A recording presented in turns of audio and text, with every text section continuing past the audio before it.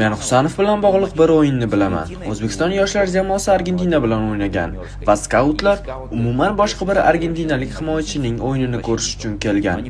Shundan so'ng ularning e'tibori Husanovga tushgan. Keyin esa u Lanskga o'tgan va o'zining yorqin karyerasini boshlagan. Ha, bu uchrashuvni eslayman. Bu U20 jahon chempionati ochilish uchrashuvi doirasida bo'lgan. Birinchi o'yin va stadionga 30 ming muxlis tashrif buyurgan. Biz o'sha bahsda 2-1 hisobidagi mag'lubiyatdan qat'iy nazar juda yaxshi harakat qilganmiz. Aynan o'sha bahsda Husanov yaxshi harakat qilgan. Umuman o'sha turnirda u o'zini juda yaxshi tomonlama ko'rsatgan va shundan so'ng o'zi uchun mana shu yo'lni ochgan.